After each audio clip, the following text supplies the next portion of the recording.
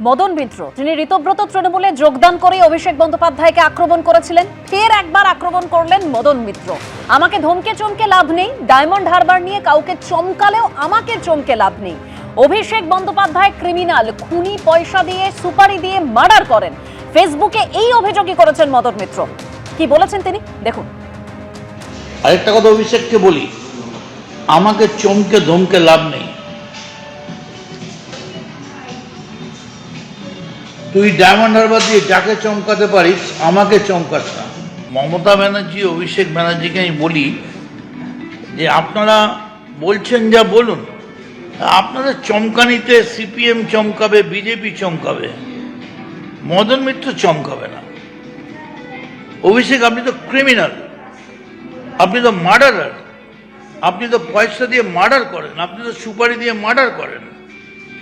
You are having a criminal instinct. মানে রবীন্দ্রনাথ বাবু, এ তো মদন মিত্র মারাত্মক অভিযোগ করেছেন। তো মারাত্মক, মানে পাবলিকলি একটা ঘনিষ্ঠ বৃত্তে থাকা মানুষ বলছে। দেখুন, এতদিন জানতাম চুরি, গরু পাচার, কয়লা পাচার ইত্যাদি নানা ধরনের পাচারের সঙ্গে যুক্ত, তারপরে জানলাম সই জালিয়াতির সঙ্গে যুক্ত, চাকরি চুরির সঙ্গে যুক্ত। এখন বলছেন মার্ডার, মানে উনি মার্ডার করেন, যে একটা সুপারি কিলারের কথা বলছেন, মানে বেসিক্যালি তিনি লোককে মার্ডার করিয়ে দেন। তো মানে মদন মিত্র বললেই নিশ্চয়ই তিনি মার্ডারার হয়ে যাচ্ছেন না, কিন্তু তিনি যখন ঘনিষ্ঠ বৃত্ত থেকে এই কথাগুলো বলছেন, তখন এটা বুঝতেই হবে আমরা যতটুকু জানি তাকে সংবাদ মাধ্যমে দেখে, তার থেকে অনেক বেশি পরিমাণে কিন্তু মদন মিত্র দেখেছেন। সুতরাং মদন মিত্র যখন এই কথা বলছেন, তার মানে ক্ষমতার কেন্দ্রবৃত্তিতে বিন্দুতে আসবার জন্যে যত নিম্ন ধরনের কাজ করা যায় সেই নিম্ন ধরনের কাজ করতে, এবং রুচিবিহীন শুধু নয়, অপরাধমূলক যত রকম নিচু ধরনের কাজ করতে পারা যায় সেই কাজ করতে অভিষেক বন্দ্যোপাধ্যায় পিছপা হতেন না। এইটা মদন মিত্র আজকে লোকের সামনে উপস্থিত করলেন, এবং এটা একটা আই ওপেনার। আজ পর্যন্ত আমরা কিন্তু এটা বুঝতেই পারিনি যে একটা এইরকম ভালো মুখের আড়ালে কেউ এই ধরনের কাজ করাতে পারেন, এবং সেইটা আজকে উনি বললেন যে যিনি এত একটা দলের নেতৃত্বে আছেন, তিনি যদি এই ধরনের কাজগুলো করেন, তাহলে সেই দল আবার কি নেতৃত্ব দেবে? সেই দল পশ্চিমবঙ্গে কি নেতৃত্ব দিয়েছে? তাহলে তো আমি এখন বলবো যে বিজেপির যে এত কর্মী মারা গেছে, তার মধ্যে একটা প্রত্যক্ষ হাতও তার, পরোক্ষ বা প্রত্যক্ষ হাতও তার থেকে থাকতে পারে। সুতরাং এই যে উনার শুধু ধমকানো চমকানো নয়, যে চুল্লি বানাবো ওখানে বিজেপির কি হবে, এইগুলো যে উনি বলেছিলেন, তার যে একটা প্রত্যক্ষ গ্রাউন্ড তার পিছনে ছিল, সেইটা আজকে মদন মিত্র বুঝিয়ে দিয়েছেন।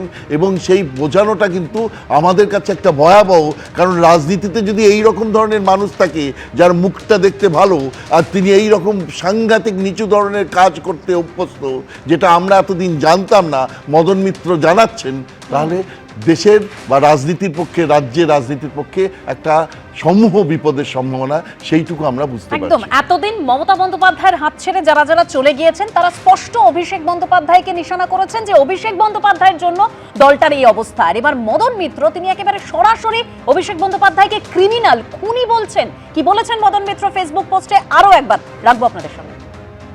আরেকটা কথা অভিষেককে বলি, আমাকে চমকে ধমকে লাভ নেই।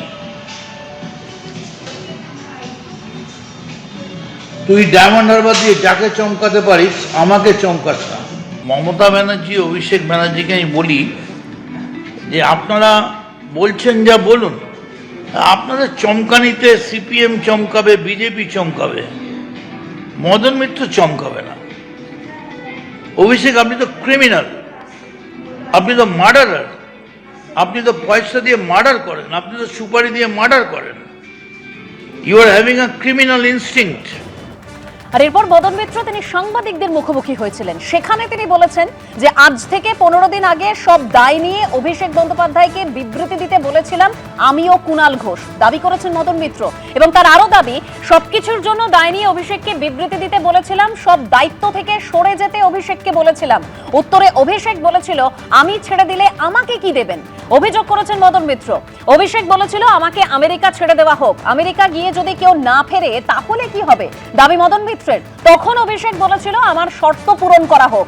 এখন অভিষেক বলছে পদত্যাগ করতে রাজি আছি, নিজেকে হিরো হিসেবে দেখাতে পছন্দ করেন। এ তো হতে পারে না। আক্রমণ করেছেন মদন মিত্র, কি বলেছেন শুনুন। আমিও ছিলাম, আমার সঙ্গে কুণাল ঘোষও ছিল। আমরা দুজনে মিলে আজ থেকে 12 দিন আগে, রাদার 15 days বিফোর, অভিষেক বন্দ্যোপাধ্যায়কে বলেছিলাম একটা স্টেটমেন্ট করে বলে দে যে আমি সব কিছুর জন্য দায়ী, আমায় আপনারা মুক্তি দিন, আমি সব দায়িত্ব থেকে সরে যাচ্ছি, আপনারা চালান পার্টি, 1 বছর আমাকে অন্য কাজ করতে, কত কাজ করার আছে, ব্যবসা করো, রিসার্চ করো, পড়াশোনা করো। তার উত্তরে অভিষেক আমাদের বললেন যে আমি যে ছেড়ে দেবো তার বদলে আমায় কি দেবে। তা আমরা বললাম এটা তো মানে ওই বিয়ের পাকা দেখা নয় যে তুমি গলার হার দেবে আমি তোমায় আংটি দেবো। এটা সিম্পল পলিটিক্যাল ডিসিশন। তখন বললো তাহলে আমাকে আমেরিকাটা ছেড়ে দিক। তা আমি আমেরিকা, ওরা কি করে ছাড়বে? আমেরিকা ছাড়বে তো কোর্ট, আর আমেরিকা গিয়ে কেউ যদি না ফেরে তখন কি হবে? তাহলে একটা কাজ করুক, আমি যা যা বলবো সেই কন্ডিশনগুলো ফুলফিল করুক। এমন মনে হচ্ছে বোধহয় আলেকজান্ডার পুরুষ সঙ্গে কথা বলছে। আমি ওকে বুঝিয়ে বললাম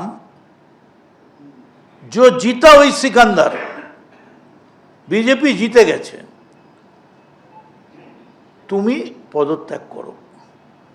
আজকে হঠাৎ আমি শুনলাম পরশুদিন গতকাল উনি বলছেন আমি পদত্যাগ করতে রাজি আছি, এক্ষুনি পদত্যাগ করব, চলে আসুন আপনারা। সব ড্রামা, কেউ ফিরবে না। কি করে ফিরবে? আপনি যদি নাটকের চূড়ান্ত মুহূর্তটা আপনি ভিলেনের মতো হিরোর জায়গায় নিজেকে প্লেস করে নিজে পছন্দ করেন, তাহলে তো হতে পারে না।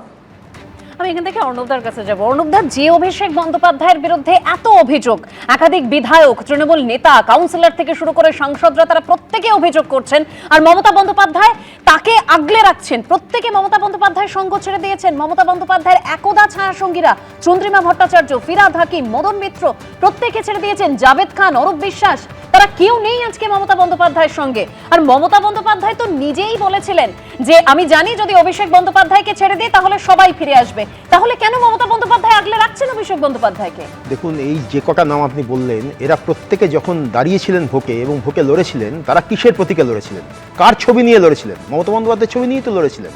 এবং যে 80 জন বিধায়ক আজকে জিতেছেন তাদের মধ্যে কজন একক ক্ষমতা? কারোর কাছে এখন মমতা বন্দ্যোপাধ্যায়ের ছবি নেই। না না না, এখন নেই, কিন্তু তারা যখন জিতেছিলেন সেই সময় তারা যে মানে মানুষকে ফেস করেছিলেন, যে 41% ভোট তৃণমূল কংগ্রেস এই এতখানি বিপর্যয়ের মধ্যেও পেয়েছে, সেই যে মানুষের কাছে একটা অ্যাকাউন্টেবিলিটি তো তাদের প্রত্যেকের রয়েছে। তারা যখন দাঁড়িয়েছিলেন সেখানে মমতা বন্দ্যোপাধ্যায়কে সামনে রেখে হেরেছিলেন। এবার আমি একটুখানি বলে নিই, সেটা হচ্ছে যে এই যে আজকে আবার সেই প্রশ্নটা তুলতে হচ্ছে, মমতা বন্দ্যোপাধ্যায় কেন আটকাতে পারলেন না? তার তো নিজের সবাই লোক, তার সঙ্গে সবাই এতদিন ধরে কাঁধে কাঁধ মিলিয়ে পথ চলেছেন, তারপরেও মমতা বন্দ্যোপাধ্যায়কে ছেড়ে চলে গেলেন তারা। আপনি একটুখানি বিচার করুন, একটু বিচার করুন একটা জিনিস, যে যদি পলিসিগত কোনো ফেলিওর হয়, যদি লাইনের কোনো মানে রাজনৈতিক লাইনের কোনো মানে ভুল হয়, সেই ভুলের দায়িত্বটা আজকে শুধুমাত্র অভিষেক বন্দ্যোপাধ্যায়ের ঘাড়ে সবাই মিলে দিয়ে আমরা ভালো হয়ে গেলাম, এটা তো ঠিক নয়। তার কারণ যদি ভুল হয়, সেই ভুলটা সমষ্টিগতভাবেই ভুল হয়েছিল।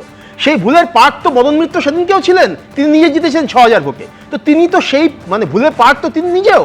আজকে ঠিক কথা, জো জিতা ওই সিকান্দার, যে জিতে গেছে সে হচ্ছে মানে একদম স্যাক্রোস্যাঙ্ক্ট হয়ে গেছে, ঠিক কথা, সেটা নিশ্চয়ই উনি বলতে পারেন। কিন্তু বক্তব্য হচ্ছে উনি যতক্ষণ পর্যন্ত ওই ভোটটায় লড়েছেন এবং এতদিন পর্যন্ত উনি কথাগুলো বলেননি।